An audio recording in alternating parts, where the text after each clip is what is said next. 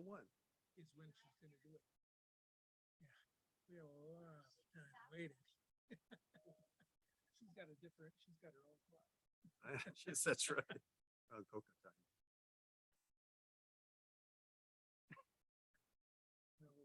So do you want to start at 3:01? Okay, 3, all right. All right. Good.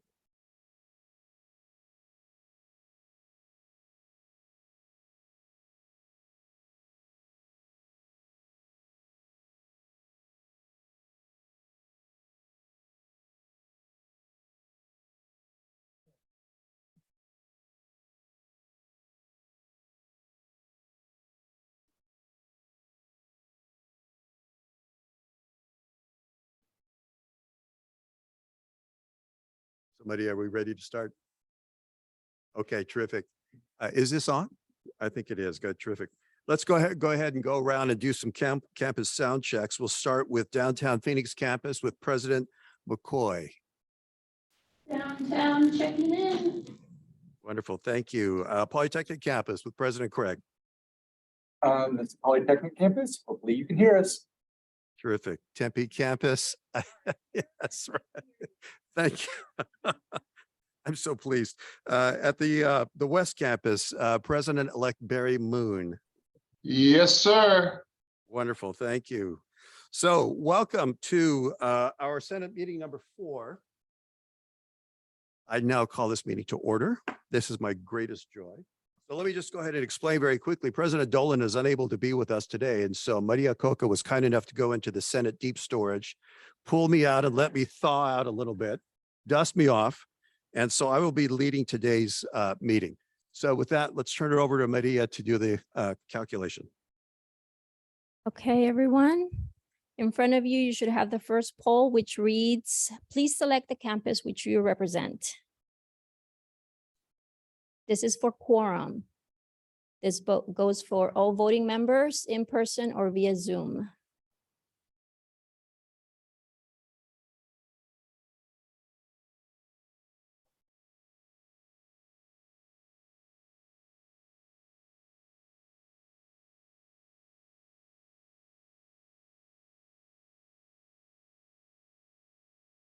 Okay, we're ending the poll. That looks about right. Let's go ahead and move on to the next question. So we're going to continue with our series of getting to know the Senate a little bit better. So this question reads, which of the following executive boards is the executive board for the University Senate? And you have 4 choices: digitally enhanced teaching and learning, University Academic Council, Student Faculty Policy Committee, or all of the above.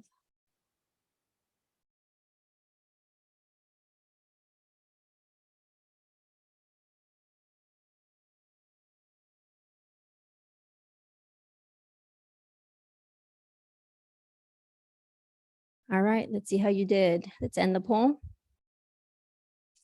The answer is B, University Academic Council, UAC. You guys passed. Thank you.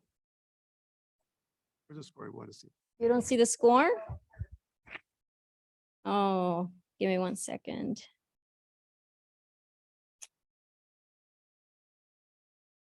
It's not showing it. The score is 81, got it right. And 17 picked D and 3 did C. So it is B. All right, so we have quorum then. All right, thank you so much. At our the meetings, the minutes for the last Senate meeting for October 24th have been distributed by email, and also they're available online. Are there any corrections or additions to the minutes? All right, hearing none and seeing none, then the minutes stand as approved or as they've been distributed. All right, now this is now time for the UIC Chair's report. Clearly, I don't have much to report, but I do want to take this opportunity, and I think I can do this safely and speak on behalf of the UIC and just express my gratitude for all of you, for your dedication to your service, to your students, to your research, to your labs, but most importantly, to faculty governance. Thank you. I want to express gratitude for you and your service as well. With that, let me go ahead and quickly just announce that Chad Westover. Chad, are you with us from the downtown, I'm sorry, from Polytechnic campus? If you are, can you wave? On camera, but I'm here. All right, okay. So he's kind of off camera. Thank you. Thank you. All right. So Chad is in our senator spotlight for this month. He is a lecturer in graphic information technology. If I remember correctly, this is the second year that Chad has been on the University Senate. He's been at ASU for 8 years. Prior to that time, he was at a university which shall not be named. But he insists that he is a Sun Devil through and through. One of the things that I find most interesting about Chad's record is that he was a medical photographer before coming to ASU, and we'd love to hear more, perhaps in another venue, Chad, about what you do now. But he does some very interesting work. So thank you, Chad, and we encourage you to go to the Senator Spotlight and take a look at, learn more about Chad as well. So we will also now at this point, in the absence of a report from me, let me turn the time over to Pauline Davies, who will give us a synopsis of the most recent ABOR meeting.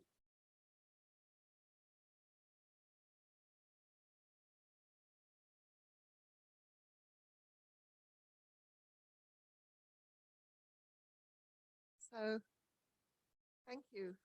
I went to Tucson with 3 colleagues from the Senate last week, and this is my report. I'm reporting on a 3-hour meeting, so it's condensed to just about 7 minutes. The meeting began with a moment of silence to remember Dr. Thomas Meixner, a professor and expert in water resources at the University of Arizona, who tragically was killed on campus by a former student a few weeks ago. Then we heard from the student leadership of U of A. I'm mentioning students because we're all concerned for their welfare. One of the speakers, Lauren White, described their first student basic needs symposium that they've organized for December the 2nd, and our graduate student leaders might be interested in finding out more. The symposium followed on from a study of food, housing, and security conducted by the students and presented to ABOR last year. And the students hope it will lead to ABOR producing a 5-year plan to allocate resources to all 3 universities to support basic needs programs for students. Another student representative pointed out that their graduate stipends weren't enough to live on reasonably in any of the Tucson, Phoenix, or Flagstaff areas. And in particular, dental care was a significant issue for the graduate students of U of A, with some dental procedures, and an example was 2 crowns that a student wanted to get was going to cost $1,600 for the students, whereas with the faculty's dental insurance, it would only cost $800. So that's a significant difference. And the students asked the regents that when the time comes to renew their health plans, to pay special attention as to whether or not the plans are good enough, and also to make some provision for dependents of graduate students. So this morning, I've just been trying to find out what the situation is here at ASU. And I've discovered that the Graduate and Professional Students Association at ASU is currently working with their counterparts at the U of A to explore and advocate for better coverage for all graduate students for healthcare and dental care. Then we went on to President Robbins from the University of Arizona. He gave his presentation, and I'll just mention something that he included that I think affects ASU. U of A is building a Center for Advanced Molecular and Immunological Therapies in Phoenix, and that will be the center of an innovation district called the Phoenix Bioscience Core. U of A sees the building as a place where collaborations will occur, and they expect many collaborations with ASU, NAU, TGen, the hospital systems in the Valley, and the healthcare industries in the Valley. Then we had a presentation from the National Institute for Civil Discourse. The Institute was started by Regent Fred Duvall 11 years ago. And that was after House Representative Gary Giffords was shot in the head. Gabby Giffords is shot in the head at a Safeways in Tucson. Fred Duvall felt he had to do something to address the divisiveness and bitterness in politics and in the community. And he contacted influential people across the political spectrum, including Bill Clinton and George Bush, to help create the Institute. Its director, Keith Alred, gave us a wonderful talk where he pointed out that ordinary people, by and large, are not nearly so polarized as they think, but they don't recognize just how much they agree with the other side. However, political leaders and politically active citizens are more polarized than ever before on policy issues. Well, a program of the National Institute for Civil Discourse is Common Sense American. It figures out strategies to bring politicians together to get important work done. And I urge you to look at its website, commonsenseamerican.org. Very interesting. Next, the Regents mentioned that ASU will be the first of the universities to allow all its employees to participate in the optional retirement program. At the moment, some employees can only join the state retirement scheme. Now, the optional retirement program has a lower employee contribution rate than the state retirement scheme, and so may be more affordable for lower income workers. Another matter the Regents mentioned was the changes to the general education requirements. The three universities were earlier asked to develop assessments in writing, quantitative reasoning, math, critical thinking, and civics. The Regents said that the writing assessment has been developed, and there was robust discussion with the group who were working on the assessment. And the universities are scheduled to present the results of the quantitative reasoning assessment to the Regents next fall. And I believe, but I've got Nancy in the room who might be able to correct me, that I think that NAU will be the first of the universities to institute the new general education requirements. Also, ASU had asked for 6 new academic organizational units and 17 new academic programs, mostly at the West Campus, but the Regents hadn't yet made a decision about that. Then it was time to hear from our own Dr. Sally Morton, Executive Vice President of ASU's Knowledge Enterprise.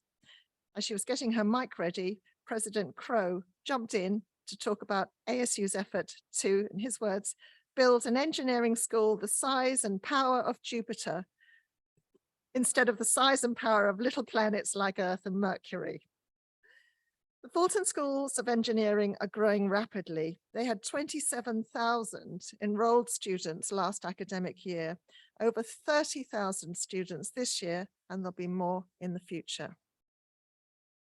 I'll put these down there, thank you. It's part of the statewide New Economy Initiative, all this growth in engineering, to improve Arizona's competitiveness in emerging high-tech sectors. Other US cities, Michael Crow pointed out, have many engineering schools, but Phoenix doesn't. ASU just received a $40 million investment from the governor of Arizona for a water innovation initiative, and along with another $5 million from the Piper Charitable Trust, ASU has $45 million to put into a science and technology center led by a new hire, a water scientist coming from the University of California. Well, after that little prelude, Dr. Morton began her presentation. She said that ASU has successfully launched 5 science and technology centers in the last 18 months, with 350 individuals and 90 companies from outside visiting ASU to explore how they could work with the centers. 2 of the centers are in support of the focus on semiconductors and microelectronics in the Valley. Another focuses on advanced communication, particularly in the defense area. Another is devoted to extreme environments with water as one of its main issues. And the final center is devoted to human performance. ASU has created an industry council with members such as Intel. The idea is to position Arizona and ASU at the forefront of the microelectronics field and in a position to attract big grants from the Department of Defense. Another interesting center being launched at ASU is in learning engineering, using data to predict how people learn. And for instance, it will be possible to predict if an incoming student will do best in hybrid or an online or an in-person class. So I think we should all be interested in that. Dr. Morton will be joining us in a Senate meeting next semester to elaborate on all these initiatives and more.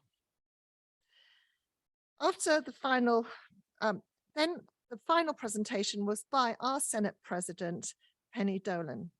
Penny welcomed the salary raises for faculty on the lowest incomes, but she told the regents that salary inversion and salary compression remained serious issues for other faculty. She also mentioned that hateful speech on campus and classroom disruptions are concerning. And most importantly, she explained that the impact of COVID has reduced the academic readiness of some incoming students. Students are expressing anxiety and stress at levels not experienced before the start of the pandemic. And though faculty in the universities are doing all they can to help these students, Penny pointed out that these factors may impact our metrics, and she expressed hope that the regents are understanding of this. Well, that's my report, and you can watch a full recording of the ABOR session on the ABOR website under meetings. Thank you.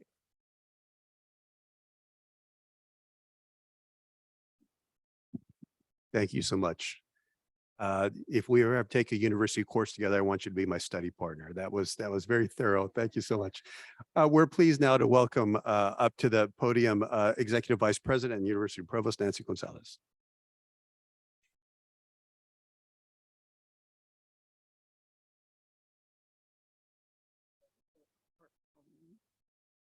We included some of the best parts, like the Jupiter comment. Anyway, good afternoon, everybody. It's wonderful to see you all, and we saw some of you at the ASU football game in our box. So thank you for joining us for that. That was fun to have you there. The game wasn't as we had wanted, but that's okay. We still had fun. So I hope you all have good plans for the holiday break this week, whether you celebrate Thanksgiving or not. I hope it's a time for some relaxation and a nice rest. I know I'm at that point in the semester when I'm feeling like that's exactly what I need. So I really hope that you have a good time with family or friends, or if you're spending it alone, I hope it's a meaningful, wonderful time for you. I know this is a time also when a lot of people are focused on what they're grateful for. And we all know, as a psychologist, and the science of positive psychology tells us that gratitude plays a very important role in our lives. It improves your social relationships, improves your health, including your immune system, and also has many other benefits. So on that note, I wanted to just talk a little bit about something that I feel very grateful for. First, I want to start with family. When I first stepped into this role as provost, I actually asked the previous provost what his best advice was for me. And he said, "You're going to be fine. But my one piece of advice is to have a really supportive partner." And so I have that. And so I'm very grateful for my family and, my partner and my kids for supporting me in this role. The reason he said that is because, when you become provost of the largest public university in the country, the #1 University of Innovation 8 years in a row, and a university with the ambition that we have, it's a big job because we do so much. We are in constant motion, pursuing things in many, many directions. I actually think Penny Dolan, as president, is doing a wonderful job of trying to bring people in to have you hear from many parts of what we're doing, because the mission is so vast. Pauline's report, for example, from Sally Morton, I know that Penny's planning to have Sally come in and talk with you directly. And so if there are other parts of our vast mission that you want to know more about, please let us know. It's hard to cue you into everything that's going on. But the second part of my mission, or the second part of my what I'm grateful for, is really grateful to be part, despite all the busyness and the challenges that we face, to be part of a university that has a mission that I believe in to my very core. And I truly do. A university that's focused on access and inclusion and success for all, and bringing the very best in education to all individuals. I've been attending many national meetings this semester. I've been traveling very weekly, And there's just a lot of talk at each of these national meetings. I was at the Association for Public Land Grant Universities. I was at the Association for Undergraduate Education Research Universities. I was at a convening for HSIs. And the talk among all universities at all levels really is the way in which our world is changing so rapidly that it is time for higher education to rethink and reimagine where it's going. And so many of our people sort of, I think, get always ask questions about why are we doing so many things that we're doing, but we're really doing it to advance the mission and to sort of think about what we need for the future, to prepare our students for the future, and to also address grand challenges like the ones that Pauline mentioned that KE is advancing, and so many others. So I'm just grateful because there are a lot of universities who haven't been as forward thinking, and they're a little bit standing back thinking, you know, how do we advance this mission, and how do we organize ourselves? And I think that we're in great shape because we've already kind of reimagined ourselves to address those issues. I think I had a slide. Do we have a slide? Yeah. So go to the, yeah, you can go to the next slide. There aren't very many. So there's been a lot of talk at many of these meetings about this new report that has come out, the Boyer 2030 Commission. And I wanted to just put this up there because I kind of want to invite you to check out this report and read it. This is a report that was put together by leaders of all of the research universities. There are 266 universities that are involved in research at a level of either Carnegie 1 or Carnegie 2. And they came together to put out a new report, sort of thinking about what should the future of education be at our universities, very much focused on undergraduate education at a research university and what should that be. And they put out what they call a blueprint. And it's very much focused on what they call the equity excellence imperative, which is that our research universities are particularly well positioned to help advance excellence in all realms: research, education, outreach, service, and to give our students a very unique type of education, high impact education, because they have the ability to participate in so many grand challenge focused research projects and labs. But more than that, we have a position to, we're in a great position to be able to train the next generation of students with the broad education that you have at a large public research university. And so I invite you to read this report. Some highlights, I'll just say that one of the things that they talk about is the need for our institutions to be preparing our students for world readiness. Education for life, work, citizenship, both at a local level and a global level, and talking about what does it mean to prepare students for global readiness. And as you know, we're in the middle of a Gen Ed revision ourselves, as Pauline mentioned, and that's very much the focus of that Gen Ed revision, is what does it take to prepare our students, not just for jobs, not just for the next job, but for the jobs of the future, and for being able to cut across disciplines in the way that ASU is so well positioned to do, and to come out with the competencies and the mindsets needed for lifelong success and self-directed success across their lifetime. They're also very much focused on facilitating success and eliminating barriers. And among the many things that they list, technology is at the forefront of how we think about how we're going to advance into the future in educating students. And I know we've got a presentation today from two people very much focused on technology and the role that it plays at ASU. Also, equity and excellence in teaching and learning, and the way in which you can't really have excellence without equity, and the way that research universities really need to think their role and get over the old belief that that equity and excellence can't coexist, because we've clearly shown that it can here at ASU. So going to these meetings was very illuminating because I really see ASU so much at the forefront of the thinking along these lines, and other universities are coming forward and realizing this is the direction that we need to move. You know, education is no longer business as usual. It's really forward thinking.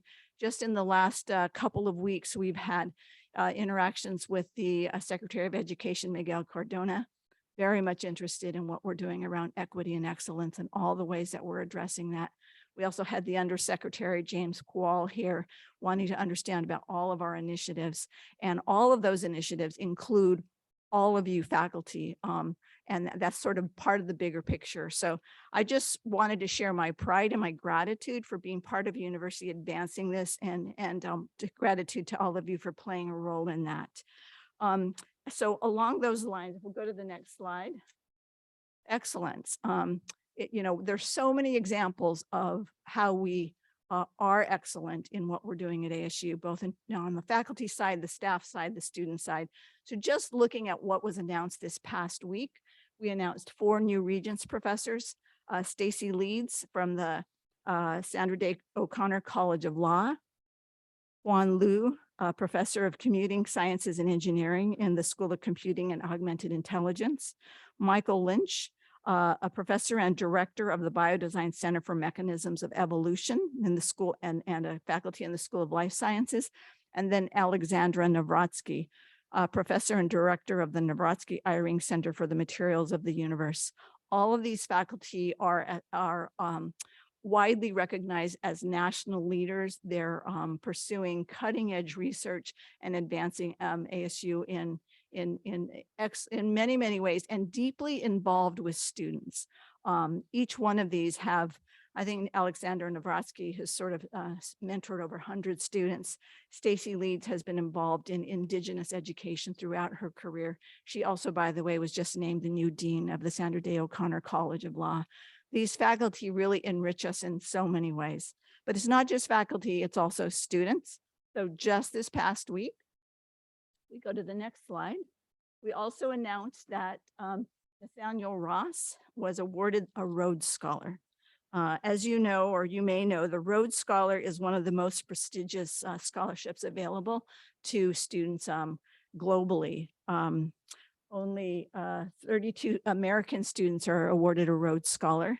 Nathaniel represents ASU, will be going to study at Oxford. He actually has a quadruple major. Let's see, he's majoring in, oh gosh, biomedical engineering, quantitative methods, history, and the social sciences. Trying to get his degrees. Oops, I don't think I have it written here. Anyway, again, an amazing example, but we also have another big award winner that we're going to be announcing in the next couple of weeks or so. But just to kind of help you understand, you know, ASU competes incredibly well in these high level scholarships and awards for students. So if we go to the next slide, you'll see over the past 10 years, for example, there have been 191 recipients of the Fulbright, and we are ranked 10 out of 222 institutions in the number of Fulbrights that we've produced. We rank 8 out of the recipients receiving Goldwater scholarships. Go to the next slide. The Udall undergraduate scholarship, we've had 12 recipients in the past 10 years. We ranked 2 out of 355 institutions that have competed. The Marshall Scholarship, 2nd of ABOR designated peer institutions. Rhodes Scholarship, 5th of ABOR designated peer institutions.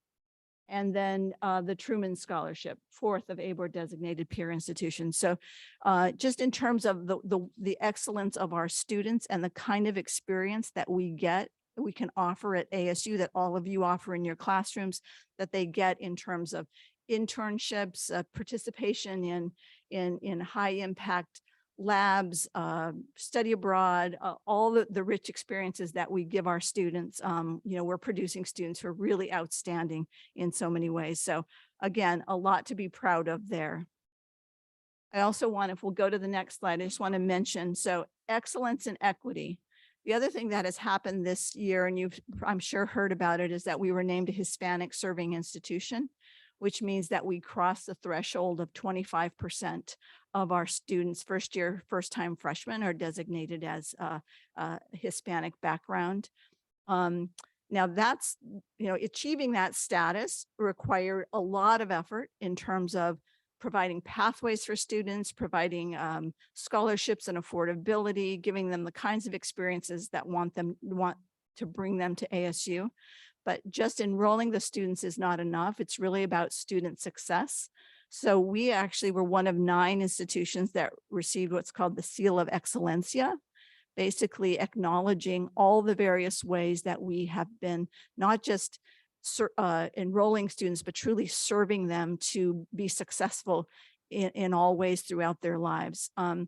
We were awarded this in 2019, and then we got recertified just this past year, which required us to produce a lot of data, basically showing them our trajectory on kind of faculty we've been hiring, student success, retention rates, graduation rates, and demonstrating the kinds of programs that we had advanced. So for us, becoming an HSI was really a recognition that we are serving our mission to serve students that are more representative of the state that we live in. But it's not just about Latino students. To the extent that we can succeed at promoting equity for Latino students, we're focused on promoting equity for all groups. And it's something we're very, very much focused on in many, many ways. Happy to talk more about some of the things that we're doing there. But again, equity and excellence is something ASU has been combining for 2 decades. I see us as being so far out in front of a lot of universities. And I'm really grateful, finally, on the next slide, for everybody who participates in that role. And I am particularly grateful to you because you're serving in leadership roles across the university, helping us understand how we need to better advance. And I will say one more thing, that part of the equity and excellence imperative in the Boyer report talks about, it's a blueprint for all the things that we need to be doing. And part of that is also what we need to be doing for faculty at all ranks, and really trying to value and promote the development of our faculty. And that's also something that we've been trying to be focused on. As you know, we have changed faculty titles for instructional faculty. We also have created a pathway to multi-year status, and that was announced recently. And so these are parts of the things that we're trying to do to really think about the ecosystem of ASU and how we value all contributors to the mission. And I'll let you know that this is just step 1. We realize that there's more to be done. These were the kinds of issues that the faculty senators brought forward right when I stepped in.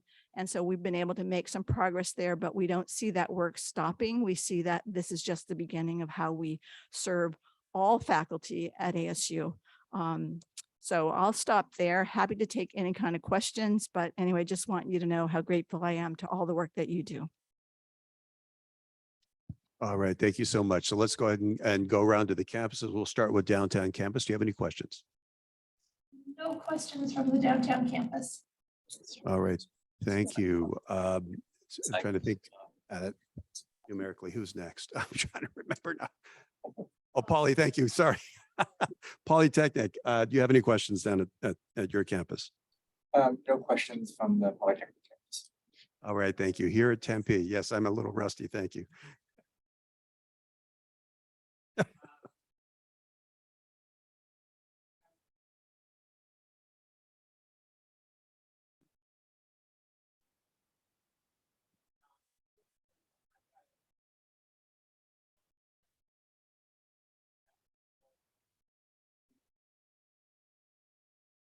Mhm.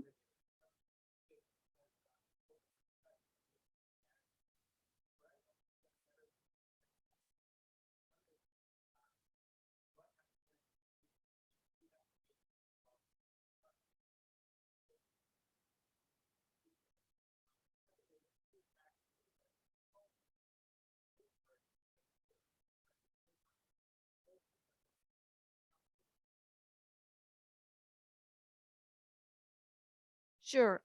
Yes, we presented it. It was actually 2 meetings ago that this was first on the ABOR agenda.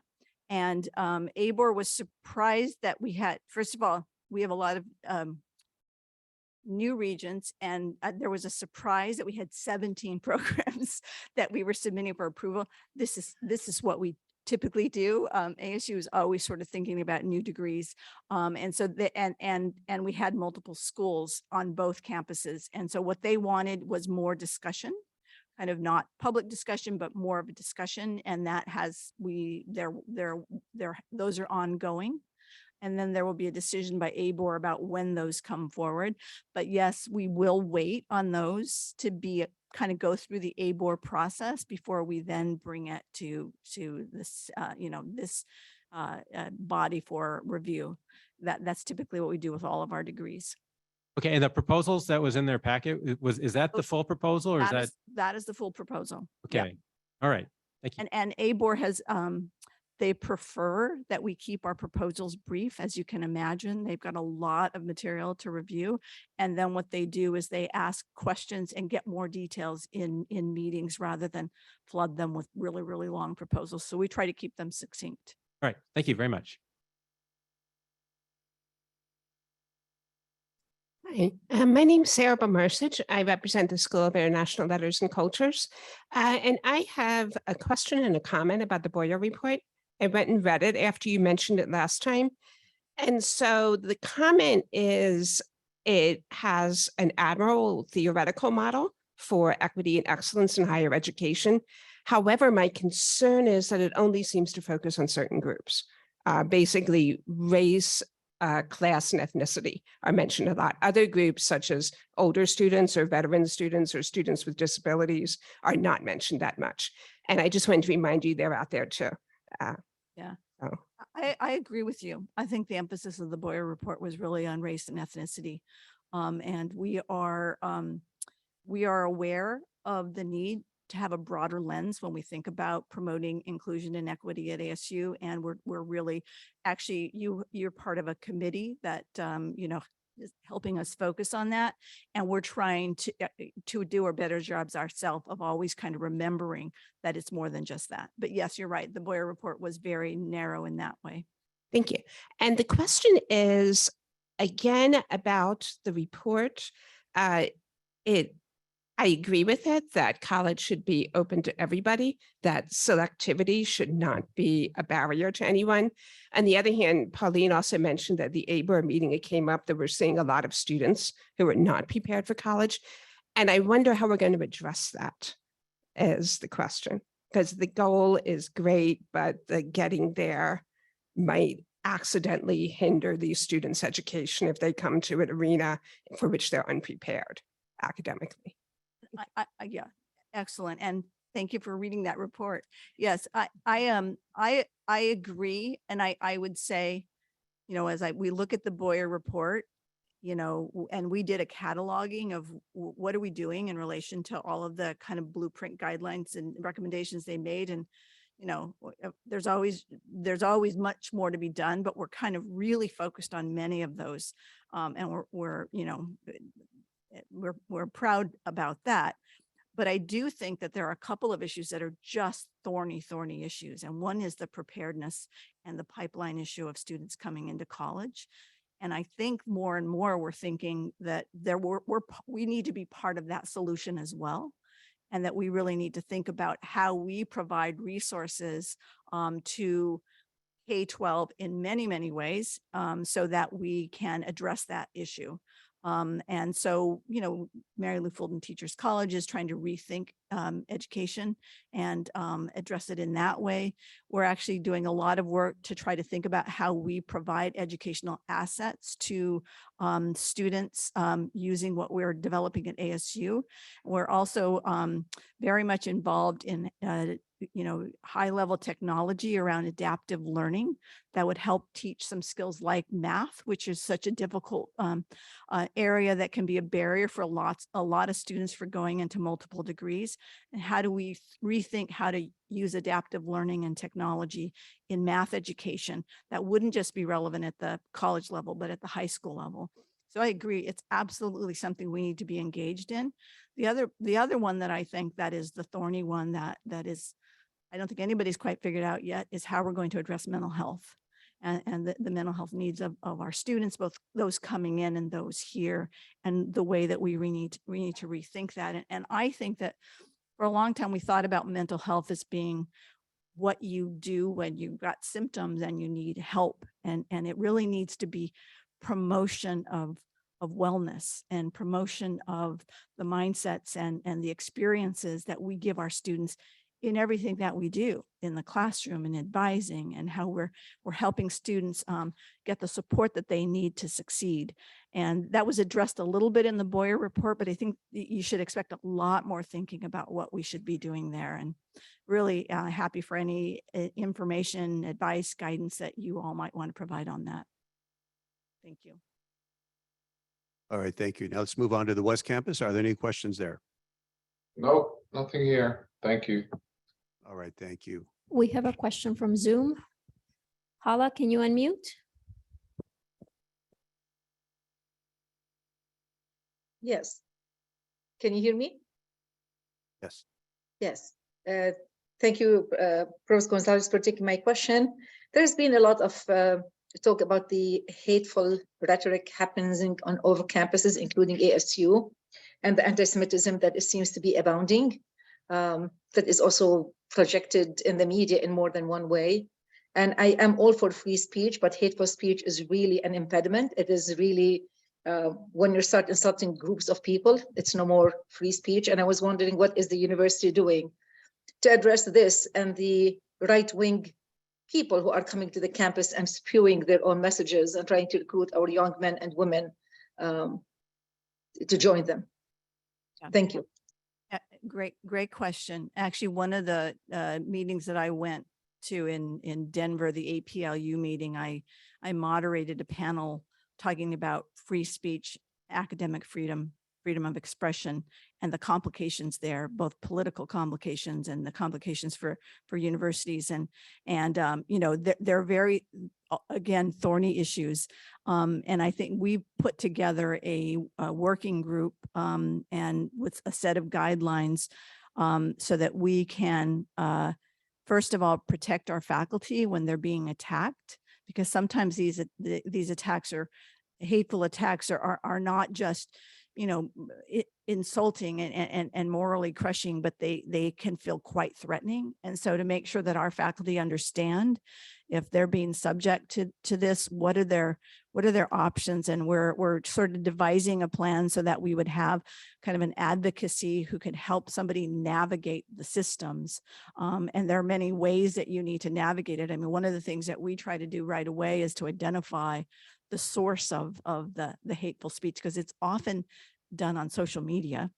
So try to identify the source and try to identify, you know, the level of threat is involved, and then, you know, help our faculty kind of navigate through all of that and feel supported. And again, I'll be the first to admit that we don't get everything right, but we're trying to learn from when we've had incidences that weren't handled as quickly or as well as possible, and to try to develop those policies. So we're really working on that. We see that as very important, and we expect to have something coming out, you know, that we can share with you probably by the end of this academic year.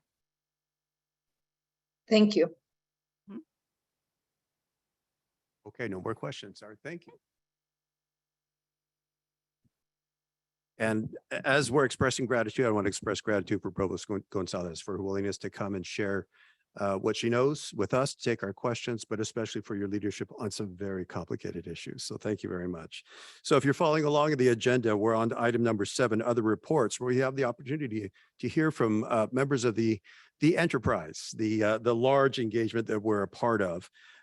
We have 2 guests today, Gemma Garcia, who's the Executive Director of Learning Technology, and Kyle Bowen is the Chief of Staff of ASU Enterprise Technology and Executive Director of the Learning Experience. So we will begin in that order. Gemma, please come on up and share with us what you've got. Thank you.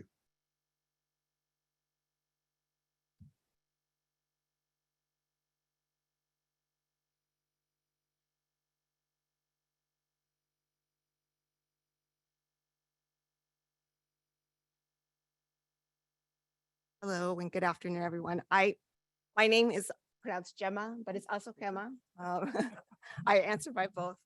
Thank you all for inviting me to talk about a new role that was created in the provost office. I've been asked to talk about the role. It's Executive Director of Learning Technology. Just to give you a quick background, I've worked at ASU for almost 25 years, supporting faculty with teaching and learning and technology. I see many faculty that I have worked with in the past throughout the 25 years. And so I'm really excited to be starting this new role. So the role is under the Provost Gonzalez's leadership. I'm excited to join her team in supporting faculty and the ASU mission. Just to go over some of the main points that are and the main responsibilities that fall under my portfolio. So supporting learning technology at ASU. So we all know how important learning technology is for the teaching and learning at ASU. My role is really to streamline processes. We understand that ASU is very large. Technology is constantly changing and faculty have a lot of responsibilities. And so I'm going to be working at facilitating and streamlining those processes across Ed+, across our partners with enterprise technology and the learning enterprise. I'm also going to be focusing on ways that we can improve communication with the faculty specifically. As I mentioned before, constantly changing. There's new technology coming in. There's technology that's getting phased out. I'm going to be working with the Provost's leadership team, enterprise technology and Ed+, and also with faculty to develop means of communication, ways that we can communicate better. So faculty are aware of those changes. I'm also going to be working on creating awareness and showcasing technology that's available to faculty. And one of the plans for spring 2023 is to have educational technology showcases. So the plan is to have a showcase at every campus and working with instructional design teams from the different colleges at Ed+ and enterprise technology, and offer a showcase for faculty to come and check out the technology that's available to them now, and also opportunities to try out some of the emerging technologies that haven't been implemented yet. I'm also supporting learning technology initiatives in the Office of the Provost, so supporting Nancy and her team with their initiatives. And I'm also going to be supporting the instructional design community. As you know, we have a very large, when I first started at ASU, the instructional design position didn't exist. And now we have over 200 instructional designers at ASU supporting faculty with the teaching and learning and technology. One part of my role is to help support that community. We recently are looking at professional development for instructional designers so they can get the professional development that they need to advance in their careers and to also increase their retention here at ASU. And I'm really excited about this, is working with the Faculty Senate Ad Hoc Committee, the Digital Enhanced Teaching and Learning Committee. I am going to be attending and helping and working with the two co-chairs. So I'm really looking forward to learning more about the faculty perspective, and then also sharing information and getting advice from the faculty. What do faculty, and getting your feedback. What are faculty needing? Where are the gaps? And the last, so this is related to technology, but I'm also leading the Open Door, the ASU Open Door. Last year it was postponed, and then the previous year it was virtual due to the pandemic. Provost Gonzalez has asked me to lead the redesign team. One of the things that I'm really excited about that is that we're looking at how can this event be more inclusive. ASU, has changed over the last 10 years. The event started about 10 years ago. And so how can we leverage technology? And also how can we think about how the activities are being held in an inclusive way? So we're thinking about having an online Open Door for communities that are not located here in the Metro Phoenix area and cannot attend in person. So we're really taking a creative and inclusive approach to Open Door for this year. We're hoping we are going to be having the Open Door in 2023, but we are thinking about 2024, potentially having virtual environments and an online open door. So I recognize that this is a lot, but I wanted to just let you all know that this is, if you have any ideas or feedback, please feel free to email me directly. And thank you. Thank you for your invitation.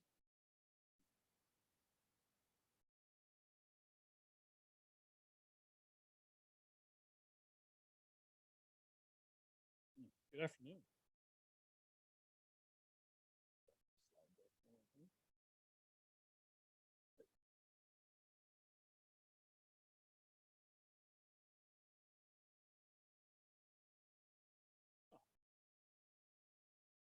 Good afternoon. My name is Kyle Bowen. I'm Chief of Staff and leader of our Learning Experience Group inside of Enterprise Technology, which means I am a technology person, but don't let that fool you. I'm really an okay guy. You're all probably familiar with UTO as kind of the central technology organization. And so recently we've undergone a rebranding, repositioning to become Enterprise Technology. Now, part of that, or a big piece of that really, is to enable kind of the support of our enterprises across the institution, the academic enterprise, learning enterprise, knowledge enterprise.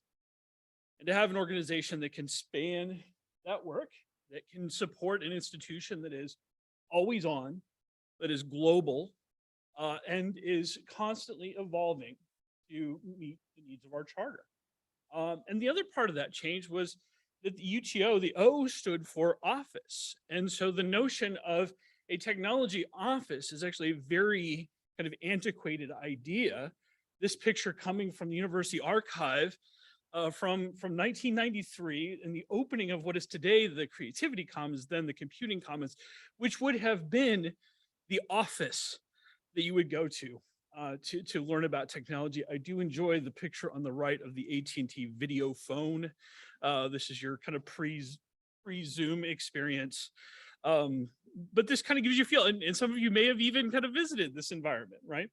And so that's where, as we kind of reposition enterprise technology, it's really focusing on that notion of enabling our university community around learning, around working, around thriving. And how can we help kind of everybody lift to that goal? Now, just a little bit of internal kind of terminology, but I think it helps understand kind of a little bit more context, is that enterprise technology basically has two component parts. One deals with alignment to the institution, so ensuring that the things we're doing as a technology organization support those enterprises. And then the others are experience organizations. So this is all of the technology that you experience on a daily basis and maybe experiencing right now if you're using the Wi-Fi or something like that. Those experiences or those component parts is very kind of broad in terms of meeting the expanding needs of the institution. And so we work across these areas. We work with the different enterprises, partnerships with GEMA and others, the academic enterprise, have counterparts in learning and knowledge enterprises to deliver on a set of strategic priorities. And a lot of these are focused on being more efficient as an organization, but also are deeply rooted in our mission of how do we kind of advance the institution and advance in our goals to support students. And so that's, as part of our evolution or repositioning, there is that repositioning as a student-centered or student-focused organization, which involves partnerships with everyone across the university. Now, I wanted to focus today, as I was talking with Penny, about like what was most top of mind for the organization. I kind of personalize this to kind of touch on a number of these points. So learning experience as an organization has these 5 component pieces to them. And I'm going to go deeper into the first one, which is in the space of design. And a lot of that is involving kind of the engagement of faculty in faculty development or faculty support. But we also have these additional areas because it's critical that they are in alignment with one another. So as there are changes in one or the other area, whether you're teaching on campus or teaching online, that there's kind of a connection point or a point of support that you can turn to. And so that's in addition to our design spaces, we have an environments, which supports all of our online learning environments. So this would be things like Canvas and other associated technologies, and we'll get into those more in just a minute. It's also dealing with the design of our spaces. So our classrooms in particular. So what do those spaces look like? What do collaboration spaces look like? And how do they work to support our students and faculty? We also have those folks who support the classroom experience. So these are the ones who, when you're having a challenge in the classroom, they're the ones who come and help. And they also provide the orientations at the beginning of a semester. So just a reminder, when the spring semester starts, you can sign up for your orientation at any time. But this is where you can come and help you get you acclimated to the classroom. And then the last being the most recent, which is around Dreamscape and Dreamscape operations, operating currently out of the Creativity Commons. And this is a space here where as students now, as part of at least the initial launch, focused on biology, but as that continues to expand, this is supporting the operations of those immersive environments. Everybody's had a Dreamscape experience? If not, oh, we got a few. So if you'd like one, happy to arrange that, or maybe even a time for the Faculty Senate to come and enjoy Dreamscape. So I wanted to touch on a number of kind of practical ways. So these are kind of takeaways from our conversation today that you can kind of make use of, you can share with your colleagues. And so the first is in all of this information is offered in more detail on the Learning Experience website, lx.asu.edu. There's a QR code here. So if you're not familiar with that, you should use the phone on your, or the camera on your phone, and you can scan that code and it'll take you right to the website. And so what we offer at this is an evolving resource. It's something where we worked in partnership with Gemma, and we had some faculty advisory group help us craft a website that really delivers resources and information that's helpful in the types of unique questions or challenges that are faced in different modalities with different technologies. But it's important to point out that it's evolving. So as technologies evolve, as needs evolve, as will the website. And so that's where I like to provide that as kind of the initial resource, and then kind of as we go through our conversation today, kind of refer back to that, because everything I'm talking about today, you'll find there. So one of the key areas of engagement with faculty is around workshops. And these workshops take a lot of different shapes and sizes based on the particular needs. So for example, as a semester is starting, there are more kind of getting started style workshops. And as the semester evolves, and there are more that allow us to go deeper into particular topics. And here, this is just a sampling of the types of kind of technology topics. These are the more common ones that come up, being Canvas, Zoom, Slack are probably the most regularly attended. But at the same time, we can also recombine workshops. So if you or your department or somebody has a need for a particular type of offering, those can be reconfigured and offered in those ways. It's also important to point out that these workshops, while embedded in teaching of technology or teaching with technology, it also has a teaching component to it. So often the people who teach these courses are teachers themselves or have been in the past, and can speak to how you might connect some of these technologies to the particular teaching approach you're trying to take. So really thinking about it in both ways. And again, these workshops are constantly evolving. The other part of it is on our Learning Experience website, you'll also find a list of workshops available from across the institutions. We bring them, aggregate them in one place. So if other units or colleges are offering trainings that others may be interested in, they all kind of get published into that one location. In addition to kind of sharing across a number of different venues, Slack channels, email lists, and so on. Another key offering is around consultations. And so these are for individualized consultations. So instead of like the workshop where it's done as a group, these are largely done one-on-one. And they're available for scheduling. So pretty much Monday to Friday from 9 to 3. You can go to our website and schedule a time, and an instructional designer will join you. And those can take a lot of different shapes based on your particular need. So whether it be you're trying to accomplish something in Canvas, or you're trying to engage your students in a new way via Slack, and you want to talk about, different strategies, or how do I set up the environment, that somebody can kind of work you through or walk you through that process and help you engage your students with this. So this is, again, a very popular notion. These are available on basically on request. You can also request a same day consultation in many cases as well. And then another key resource to point out is the resources. And so this is all of the kind of asynchronous materials. So these are guides. We have something on there called experience kits. And so the goal of a kit is to say that here's an example of how this particular technology is implemented as part of a class experience.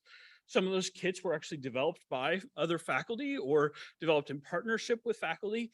And this too is an evolving form for providing resources, because part of it is it's not just enough to say, okay, here are the steps for how to do it, but how can we help support that implementation faster? So it takes you less time to get to a successful use of a particular technology.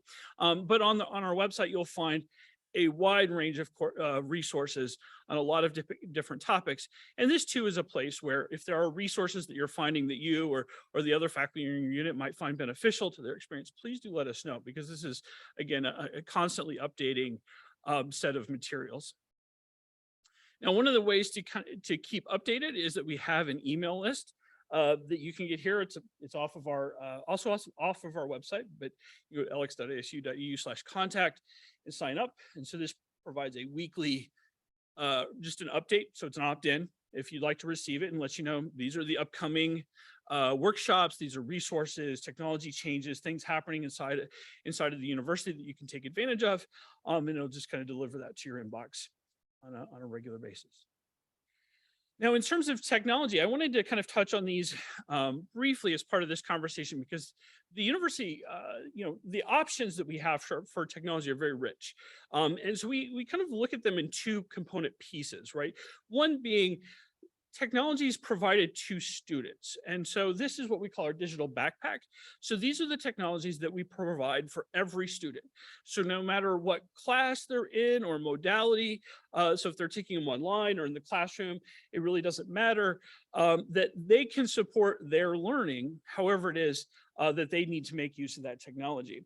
The other thing that is special about this particular collection of technologies is that they are really about kind of educating a future self, meaning that these technologies are common to many employers, future employers of ASU students, so that while they may be using a particular tool to learn as part of their class experience, they're simultaneously developing skills in a technology that are common to many of the employers that they may work with down the road.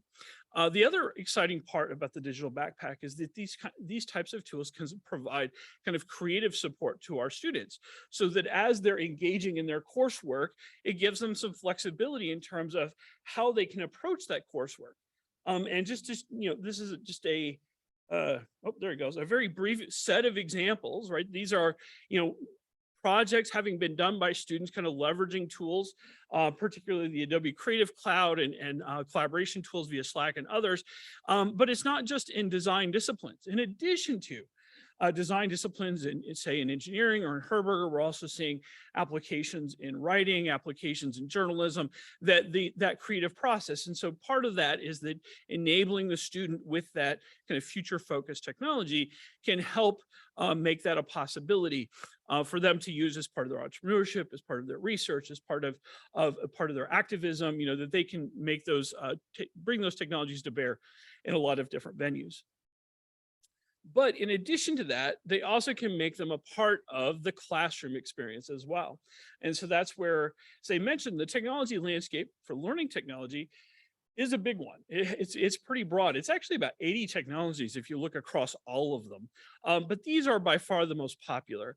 And those that are kind of, many of these deeply integrated into Canvas, they make them easier to adopt. And what I've done here is kind of group them based on the types of activities you may use them for, but they're definitely not exclusive to one or the other. And I'm sure as you're looking at this, you probably recognize some of these because you're making use of them yourself. But that's where the digital backpack becomes kind of one layer, in addition to the technologies like Canvas, like Media Plus, like Yellow Dig or PlayPause, iClicker. These are commonly used technologies to design with. So resources, more detail, more information about all of these, I'm not going to go through them all, certainly, are available on the website to learn more. And then the last thing I wanted to touch on, and mainly because Penny said there has been discussions in the past, and I wanted to touch on it because it is a part of enterprise technology, is the support and development of the ASU mobile app. And so the ASU mobile app is something that's in use in any given semester. It'll be used, somewhere between 75,000 and 100,000 users, people actually doing things with it, not just installing it, but actively engaged in it. And so it's really, provided as a student resource, but many people use it, whether you're part formally of the ASU community or not.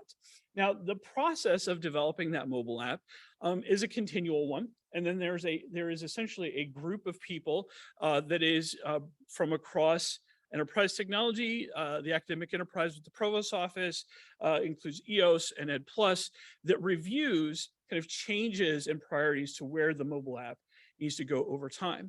And so that's where, as we see the app change, that's essentially that team works to kind of plot those out, and they review those on a quarterly basis.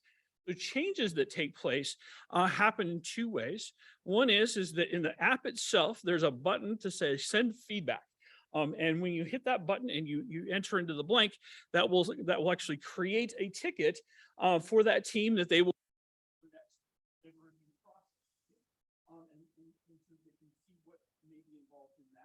The other is, please reach out to me. I'm happy to connect you with we have a young product owner who coordinates this activity, because what?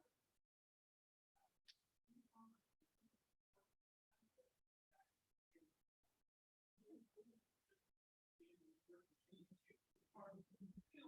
have a conversation to understand what the need is there. Oh my gosh, do I need to start over? Okay.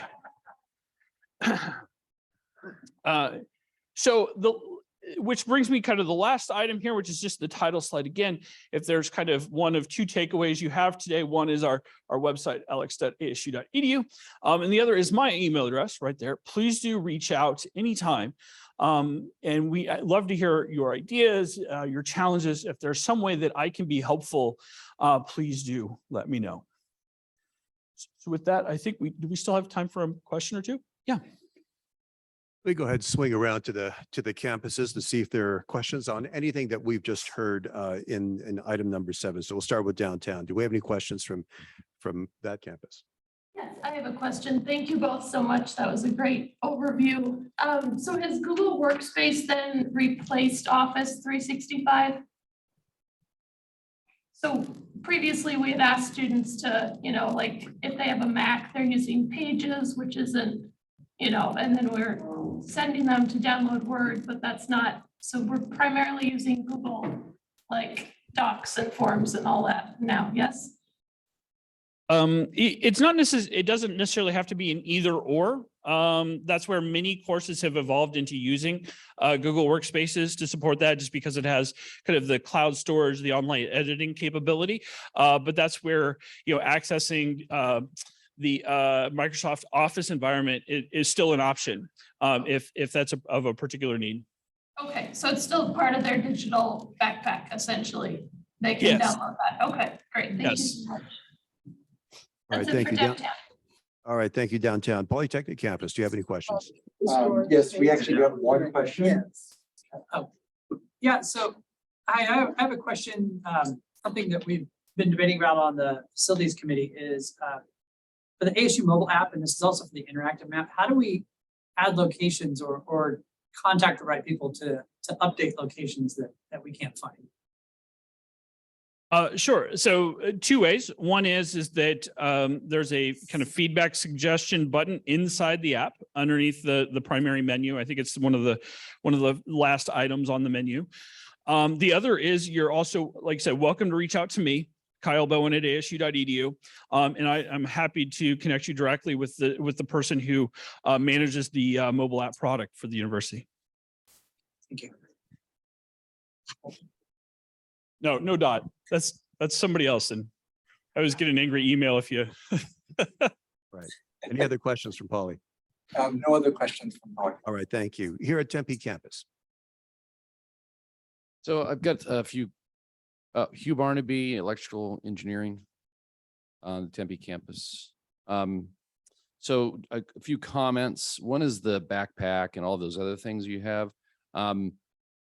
For me, it just becomes completely mind numbing how many of these things are out there. And I wonder if there's any kind of, thought that there may be too many, and more is not always the best answer. And maybe there could be a down select on your guys' end a little bit, because it's honestly just so incredibly complicated that it's mind numbing, really. So that's my first comment. Number two, and this is maybe not the best venue for this, but the touch screens in those labs are not working anymore. They're breaking down. And so I'll be in the middle of class and I try to switch off and on the screens. I don't know if you've been told that, but the touch screens are not working, or at least they're breaking down. So that needs to be fixed. And do you have a lab I can get to building you or on number? that. Okay. Yeah, there's perfect, several thank of you. them though. Yeah. In SCOB and, you know, they're in different places. So I can get you on that. And then another kind of question, and this may be to Gemma as well. Probably there's going to be we're going to need to redo the online lectures. They're getting a little bit stale. We did those about 10 years ago. So I know in electrical engineering, we probably, and I probably speak for a lot of the people who did these lectures, they're getting old and they'll need to be redone. And that's going to take money, and it's going to take some learning resources for sure. So these are all comments. I'm sorry, there wasn't very many questions, but there are definitely comments that I'd like to be addressed. Thank you very much. Yeah. So to the first point, and that's where I'm looking at Gemma, because we've had a number of conversations on that exact topic of how do we stem the growth and then better manage that growth over time, because it is technology. It will continue to evolve, but the pace at which that evolution has been happening over the last couple of years creates new challenges, like what you've described. And so that is a focus point going forward, where we'll work closely with the Provost Office, the academic enterprise, but also the other enterprises as well to manage that. And then the second on classroom, just in general, if you're ever having a challenge in your classroom, there's on the wall is if it's a university classroom, that is, if it's a departmental classroom, it'll be dependent upon the department you're teaching in. But in a university classroom, there's the phone number on the wall, or it's on the lectern. You can just send a text to that number and say, hey, the screen's not working. And that will create a ticket, and then somebody will come out and service that. So please never be shy about letting somebody know. You don't even have to follow up on it. If we just have a vague notion of where it's at, we can send somebody out to take a look at that. Next. Hi, I'm Rocco Sperner. I am in the School of Mathematical and Statistical Sciences. So I also have more of a comment than a question, although at the end there will be a question. Some of what you're providing is not helpful. For example, students being distracted on their smartphones is a huge struggle in my classroom and many other classrooms. And it's really hard to get them to stop. And, you know, the provost mentioned mental health, and, you know, social media can have a negative impact on mental health. So part of what you're providing is part of the problem. It's not the solution. So here's a question. Could the negative sides of the technology be a part of this conversation? Can we not always act like it's always, that more is always better? And can we start asking questions like, is this appropriate technology, or do we even need this? Would it maybe be better if we didn't have this? You know, those kind of things. Thank you. Thank you very much. Hi, I'm glad I'm following that, those comments. Got Naomi Jackson from the School of Music, Dance, and Theater. So I have two comments. One is that last year and into the spring and summer, for the first time, I designed a fully asynchronous online class. And I had a great time experience working with my IT person. And I learned a lot, and I found it stimulating and invigorating. However, I did not receive any compensation for it. And it was on top of my regular teaching load that had happened. I find that really problematic when we're being asked continuously to do this kind of thing to help enrollment. So I would like, I guess, to advocate for more incentive for faculty to do this kind of work. I'd like to comment that now in the implementation phase, I have really disliked it. I find it, I'm very interested in, I know there's probably faculty that have very different experience, but I found it a very lonely experience, a very strange and alienating experience and physically and mentally exhausting to be sitting at the computer. I have 62 students, I think, enrolled in mine, and we're supposed to scale up from there. I don't know how people do it. That's the downside part. I'm really interested in hearing from how people cope. I talked to one colleague who said she gets up every 15 minutes and runs around her house and does exercises and does 4-minute fast of this and 3 minutes of that. And I guess I really want to know, how do people survive this? It reminds me of being a doctoral student and just spending all the time alone with my computer. And I hate it, to be honest. And I am so not going to do it again in this particular way on Canvas using these particular methods. So I don't know if that resonates with anybody else in here, but that's been my experience.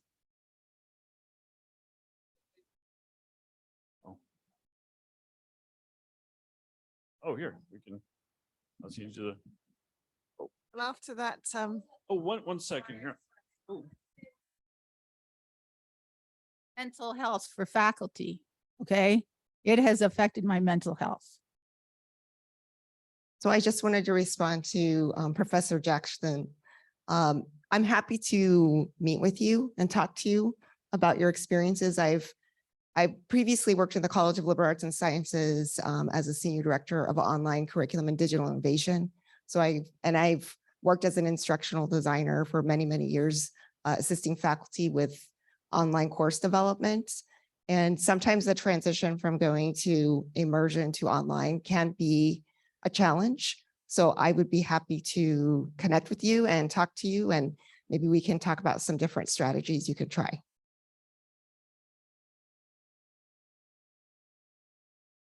Pauline Davies, President-elect of the Tempe campus. My question is very simple after that one. Thank you for raising that point, by the way. It's about Canvas. There are two things that I think is missing from Canvas. And how much influence do you at ASU have to encourage them to actually put these things in? Yeah, absolutely. So that's where, we are in regular communication with Instructure around, which is the company that makes Canvas. And so part of it is if you can imagine the size of the change that it takes, and how does that impact kind of all of their customers. But we did have their CEO and other leaders here on campus over the summer to kind of talk about some of these challenges. And then we also are planning kind of future conversations with Instructure, but it's one of those where, please do share your feedback, because we can raise those with Instructure. And because sometimes it's a matter of like the features maybe they're just not quite implemented correctly, or it may be that it's a whole new, kind of piece of functionality or something like that. So it depends. It's kind of a case by case basis as to how much kind of it takes to influence a change to the actual platform. Okay, well, can I see you afterwards? And I can tell you quite easily what they are. Oh, sure. I tell you what, can I follow up with you? And Absolutely, I would yes. love to do that. Yeah, I'll reach out and find a time and we can talk it through with our environments team, and we can relay that directly to Instructure. Yeah, Thank you. Thank you so much. of course. Hi, my name is Timia Biaganaba from the School for the Future of Innovation and Society. I guess I want to give a word of encouragement because I'm doing my first ASU online class, and I'm just shocked at how supportive, how many resources, just how many things that they're really doing to help. Because I've been here 4 years, I never taught before I came to ASU. So I didn't even know how to do any of these things. So all the classes I did in person, I just kind of did by myself. But with this ASU online course, it's just the instructional designers and going through everything and helping me figure out the Canvas and all that. So yes, on the one hand, I agree that, the online, the in-person format and everything is better, but I had no support in that. Whereas in the online, I felt like I've had a lot of support. Terrific. Thank you. Hi, my name is Chuan Ching from Physics Department. We do have, I think there's wonderful technology supporting the delivery of the information to the students and then enriching their experience as well. But I think the other part, the examination or the tests of the students, this technology does not scale as well because there's been a RFC discussion at the College Senate meetings about two issues. One is specific about the Canvas system, where on faculty it's been raised since last year that the mailing system or the messaging system helps the students who doesn't know each other being able to organize a large scale, how should I say that, coordinate activities to get around their exams because they're not testing at the same time across different time zones. And they basically call everyone because they just type their name, start typing in their recipients. And then all the students in that group would show up. So they can just contact anyone, even if they don't know each other. And then they can just call everyone to, be outside the Canvas system. They can do their own discussion, organize the activities. So there's been concerns, and there's been discussion at the Senate meeting how we can help faculty to, avoid that. What's the strategy of doing that? And I feel that this should be not just for faculty cases. There should be a best practice manual or some effort to help faculty instead of brainstorming ourselves, but rather at a systematic level, how this should be conducted and alleviate these problems. At the larger scale, how the integrity of the exams can be maintained better, especially for large online cases. Is there some kind of resources that we can provide to the faculty? Thank you very much for your question. I think, and that too is one where there, continued conversation around academic integrity and best practices for how to support that, because you're right in that there's support needed in order to kind of implement those across different courses, but part of it's also the particular pedagogical strategy that's being applied in that course. So I think that too is an area where for a solid follow-up where, and again, like I mentioned earlier, developing kind of new resources that help provide that guidance is definitely a part of the support we can provide. I think the faculty who had this issue raised this to the UTO and tried to negotiate or talk to Canvas to see what's the solution could be, but they didn't get very good feedback. So, I think for the faculty, it's really has a weaker position to negotiate or discuss this. Absolutely. And like I said, we are happy to advocate on your behalf and kind of relay these types of challenges and do like a regular kind of check-in with Instructure on them. Yeah. Thank you very much. Hi, my name is Heather Maring. I'm from the Department of English, and I teach a lot of different kinds of classes. And so I've been slowly evolving different courses to, I've been using Canvas in different ways that I find really supportive and interesting. And so I've really enjoyed the kind of technological support that gives. And I'm also excited about what you have on the website, the kinds of workshops I can take and the sort of individual support I can find. What I find less exciting, what I actually find exhausting is the classroom experience. I teach in a lot of different classrooms. We just kind of I don't know what other people's experiences are, but in English, we get sent out to, at least 8 different buildings, maybe more. And so every time the classroom is different, and there are often a lot of issues with the technology in the classroom. And I find it so, it's exhausting to me to have to set up in orientation for a room or for, several rooms, every semester. And I'm just wondering if there's any way to try to ensure that before classes start, things are more operational than they have been in my classrooms. I just have to say I've had, numerous Zoom issues, for example, and audio and video problems that I've tried to, get support on, and that hasn't always happened.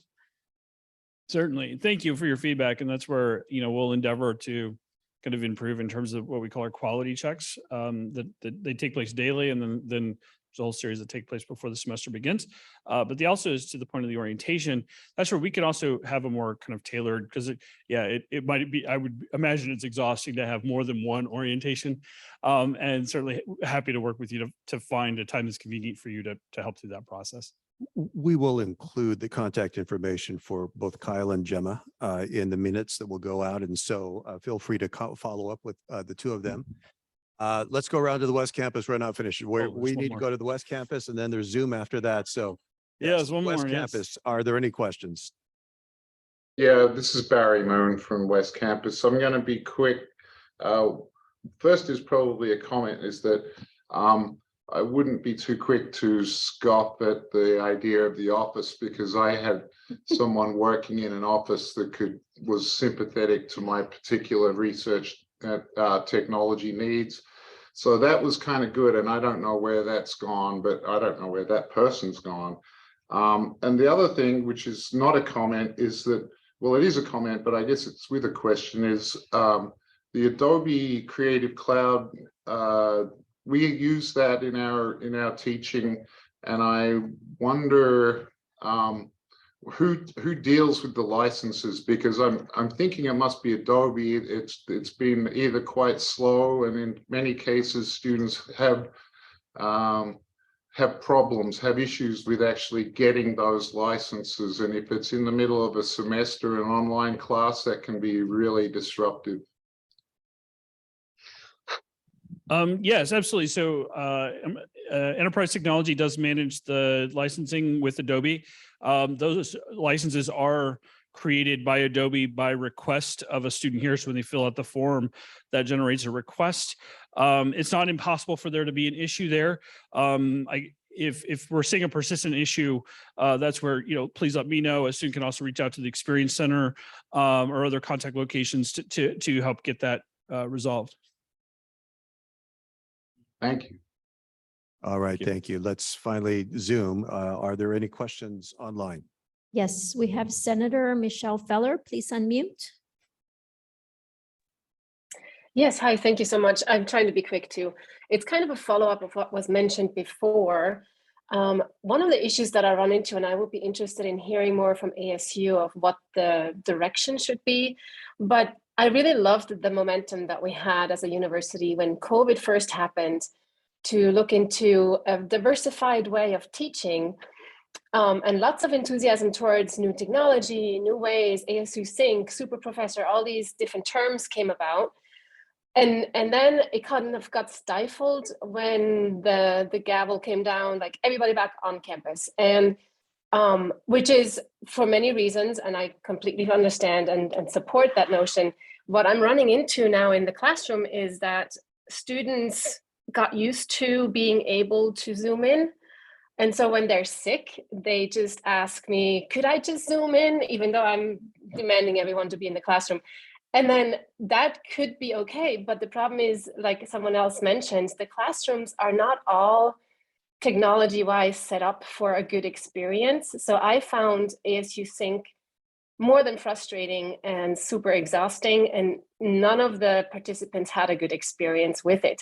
But I think there could be really good opportunities in continuing kind of that conversation and supporting kind of a hybrid version of a classroom that has Zoom integrated with in-person.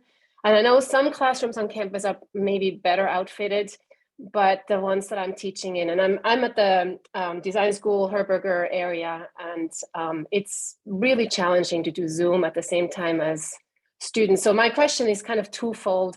One is, does ASU still support for students to Zoom in when they're sick, or is that now just going back to what it used to be? If you're sick, you're done, you can catch up with checking in with the faculty after? Or do we still support the ASU Sync version? And if yes, are there any plans of how to outfit the classroom and how to support faculty to explore more innovative ways of teaching for that? Like to address the modality question or? And I'll just start with the technology piece of that, which is the design of the classrooms is a continuous evolution. A lot of the kind of Zoom integrations that are there now were retrofit into classrooms, some of them very old. And so the ability to support Zoom in those classrooms can be very challenging. So it's a very much a classroom by classroom experience. But as we look ahead, new classrooms are being designed with that in mind, so that, you know, as those needs are change over time, that you know, our classrooms on a whole are better able to support that. I'm looking for a colleague to help address the question of modality, which is a bit outside my wheelhouse. Hi, my understanding in terms of what you do when students who are ill want to participate in some way, and certainly we don't want to encourage them to come to the classroom, but my sense is that there are several different options that people can use. One of them is, if it is appropriate, allow them to Zoom in. Others are providing notes, are potentially recording a class, are, you know, designating somebody to take notes. There are lots of different options. So are you required to enable them to Zoom in? I don't think so. I mean, I'm sort of speaking from memory of various meetings, but, you know, my sense is that that is one option when it works. And sometimes it does, and sometimes it doesn't. You know, I've had people Zoom in simply to listen, not necessarily to participate. That's another possibility. So I think it's sort of, here are some various possibilities of how we can encourage students to engage while at the same time trying to keep everybody healthy by not encouraging them to come to class when they don't feel well, if that helps. Thank you. ASU Sync is still a thing, but it's being explored to my knowledge for specific programs. I mean, not necessarily more generally distributed, but again, I'm sort of speaking based on a vague memory, so please don't assume that what I'm telling you is accurate. Just to add to that, I think there's definitely room, like Vice Provost Clark mentioned. There is a lot there. We're open to exploration in the ASU Sync. So it's not, no, we're not doing ASU Sync anymore.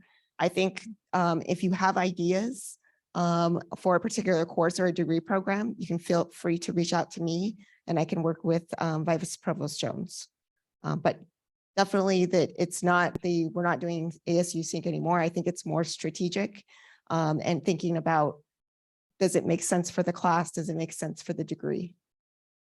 All right, thank you. So I understand we have one more question on Zoom, and that will have to be it for today. So I apologize, but I will encourage President Dolan to invite the two of you back. You've proved to be very popular. So I'm sure that we will have more conversation on this. And in the meantime, again, some of these policy questions, I will ask President Dolan if she can help clarify issues of attendance and modalities as well. So Senator Mitchell. Yes, thank you very much. I'm from the School of Music, Dance, and Theater, John Mitchell. I'm like the previous faculty. I want my video too, okay. I'm like the previous faculty where I teach in a new classroom every semester, or 2 new classrooms every semester, and I haven't run out yet, so I'm sure I probably won't for a while. And it's always a challenge, but one thing I would suggest is getting with your classroom support person the semester before, so that they can start working on your needs ahead of time. Waiting till orientation is way too late to try and get anything put together. But my problem is the classrooms that are well equipped, like when I teach in the concourse level in the library, those rooms are great.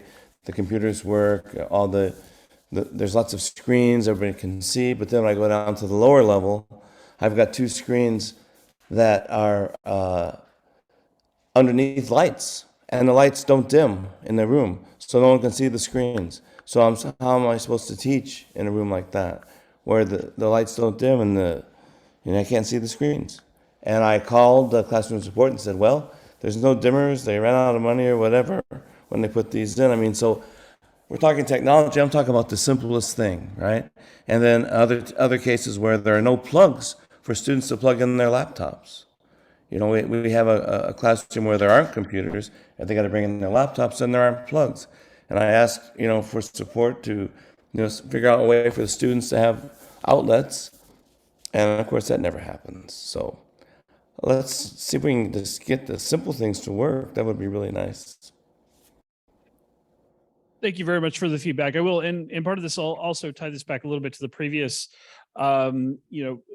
response, which was that, you know, as we look at and design future classrooms in particular the outlets, and that's where, you know, providing greater access to power for students, but also kind of, as you can imagine, making changes to the physical structure of a room, right? So the lighting systems, the outlets, these kinds of things requires an additional level of work. But please do, you're welcome to reach out to me, or I can facilitate a connection with facilities to look at things like lighting inside of a classroom, because there is a change over time as we've introduced, you know, these types of digital displays, as we've introduced microphones, these kinds of things, that there are kind of changes in how that impacts the room. And so always kind of constantly looking to learn more from your experiences.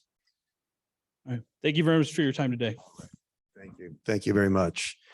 Kyle, Gemma, again, we look forward to hearing from you. So thank you both. Boy, who knew back in graduate school we'd be having such conversations. On to item number 8, we have no unfinished business, so we will swing on to new business, item number 9. And this will begin with our first reads from CAPSI. And this is to prepare you with motions that we will be voting on in our next Senate meeting. And Denise Bodman will be reading the CAPSI motions. So Denise, come on up.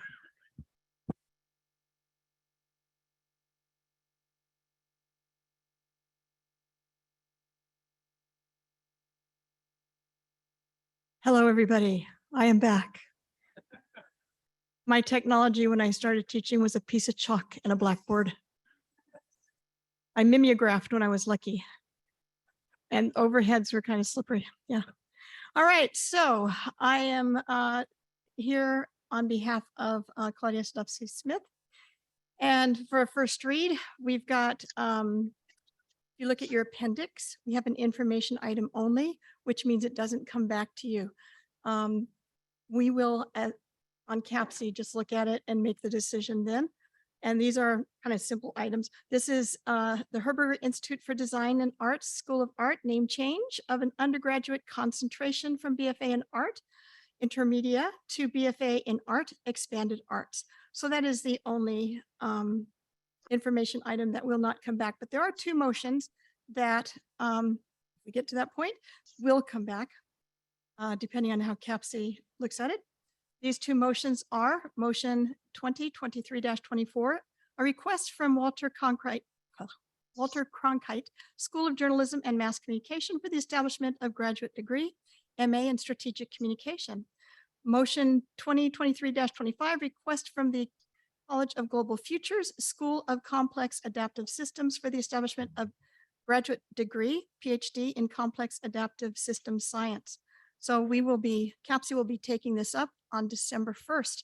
If you have any questions or comments or say that these things shouldn't be done, let us know.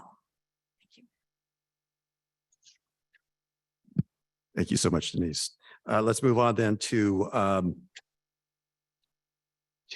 other motions for first reads. And so for your information, on the original agenda that was sent out, there were additional motions that were scheduled for first reads. However, those motions have been withdrawn. So now we will move on to new course proposals. This is motion, Denise, is this your piece or is this my piece? I've forgotten now. Oh, my piece. All right, I'll take it then. Motion 2022-18. This is a second read and an action item. And we will now address that, beginning with new course proposals. These were distributed to you beforehand by email on the 8th of November. And these proposals will be handled in gross unless someone wishes to remove any course from consideration. Do I hear any desire to remove any course from the proposals that have been sent out? All right, seeing none and hearing none, we will now take a vote on motion 2022-18. 2022-18. Maria, I have both numbers in my notes here. Is it 2022 or 2023? Okay. All right. That's the motion then. All right. Thank you.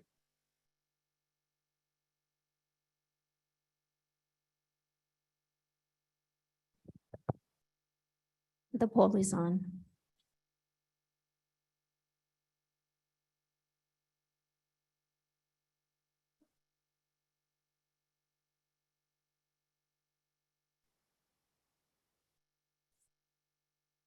Okay, ending the poll. The motion passes with 91 votes, 96%.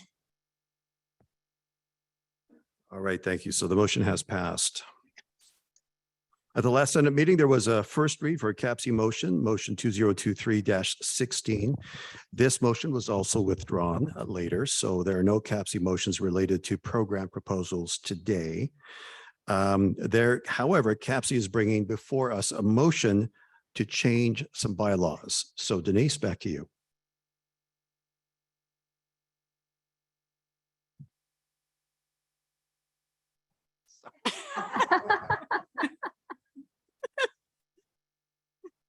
Okay. All right. This is a motion to change our bylaws. You've had first read. It's been available to you for a month. We haven't heard anything. We're just adding an item to the bylaws related to how we get the chair. So here's the change. We're going to add this statement. Chair, the committee chair will be appointed by the incoming Senate president when the seat is vacated. To assist in this appointment, the committee will provide the incoming Senate president with a recommendation for the new chair. Usually the new chair will be a current CAPC member. Because chairs are non-voting members of the committee, a person shall be appointed or elected to replace the new committee chair's representative unit. The length of term for committee chair is 2 years. All right. Thank you. Denise, you want to wait up here for just a moment in case there is some discussion? All right. So a motion has been made by CAPC to amend the bylaws related to CAPC. The floor is now open for discussion. And unless I hear anything or see anything, we will move on then to vote on that motion. All right, Maria, are you ready to call that? Wonderful. Thank you.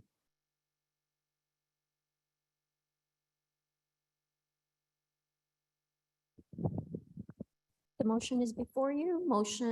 The motion reads, do you approve of motion 2023-17, request from CAPC to change CAPC bylaws? A for yes, B for no, C to abstain.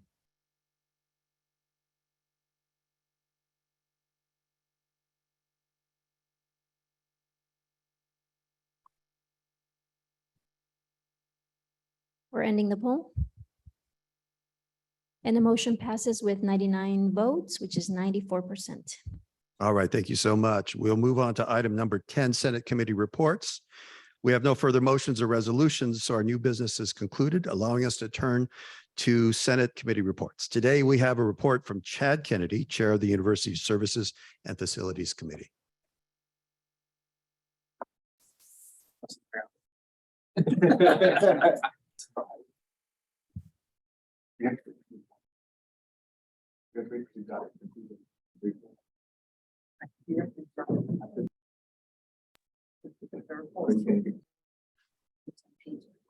Yeah, so I wasn't aware that I was giving a report.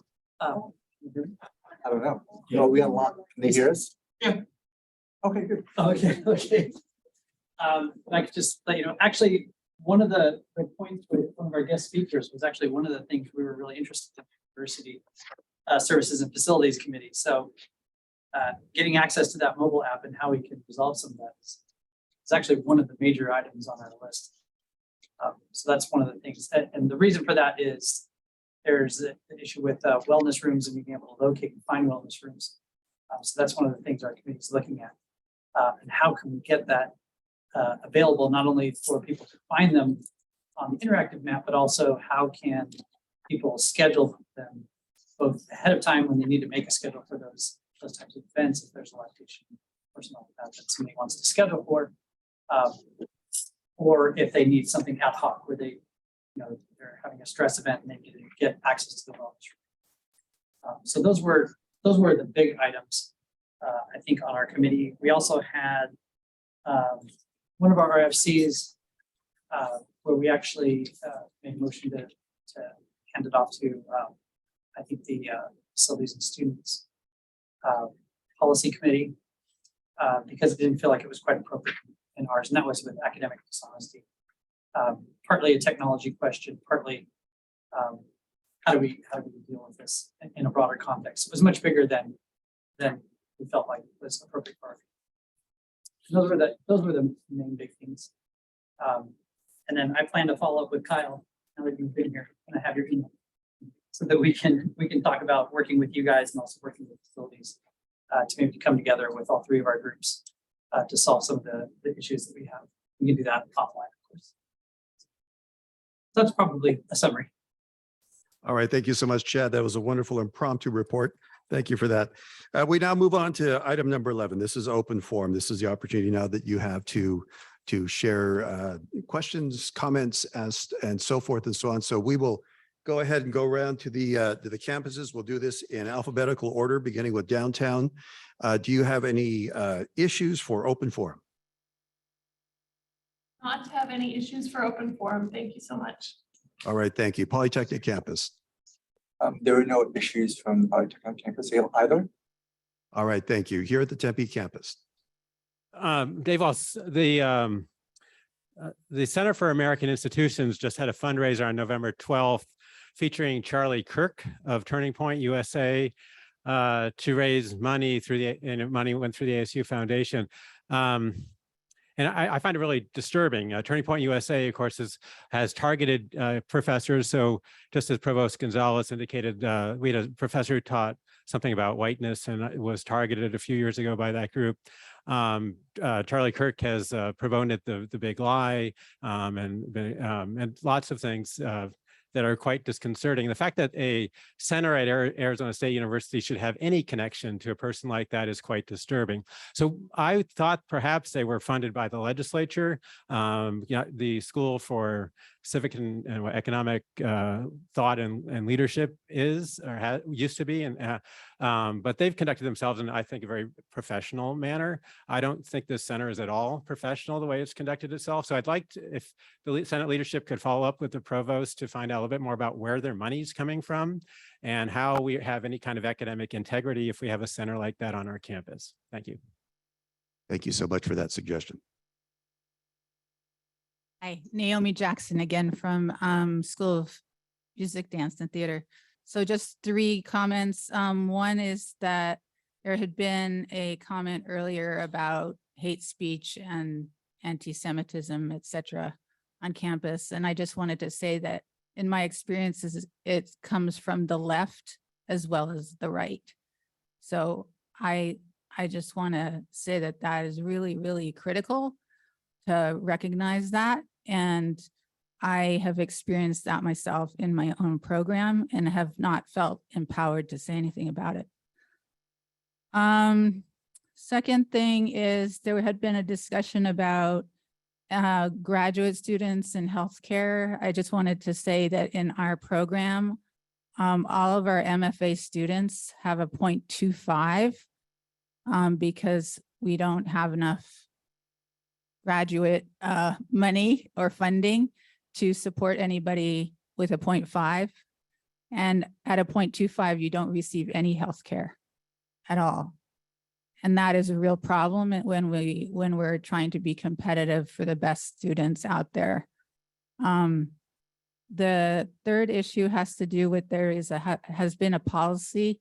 I don't know how this policy was arrived at, but graduate students are not allowed to teach online classes, even if they're not, unless they're in Arizona.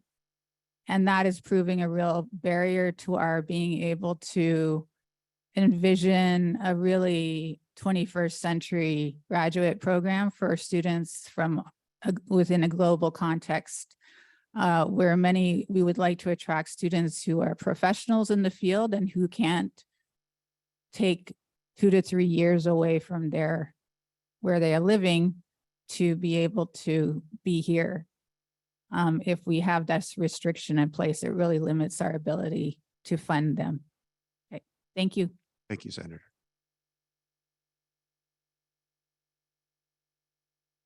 Good afternoon, Bruno Walford, mathematics in Tempe campus. I wanted to report on some personal experience with traffic on campus, on the Tempe campus. About 4 weeks ago, I was knocked down twice in the same week by students on a skateboard. And I'm sure that I've talked to many people on campus, and I'm not the only one with a similar experience. The second time, actually, in plain view of a police officer on campus. And that officer actually advised me to contact Executive Vice President Olsen's office. And I sent an email and I got a message back from somebody from his office, Jim Dwyer, a week after it happened. And we finally met another week after that, so about 2 weeks ago. And we had a long discussion about what to do and what could be done about the problem. And apparently, I guess it's a wider problem than it appears. So on Friday, so this past Friday, I just got actually some feedback from Jim Dwyer. And they said that they're actually working on the problem and working with the Office of the University Architect on a review of the access management plan, which actually dates back from 2011, meaning traffic with people, bikes, skateboards, and so on. And they also want to expand on the communication channels to educate students, faculty, and staff. In particular, I guess apparently there's a code which is not always applied, PDP 207-D1.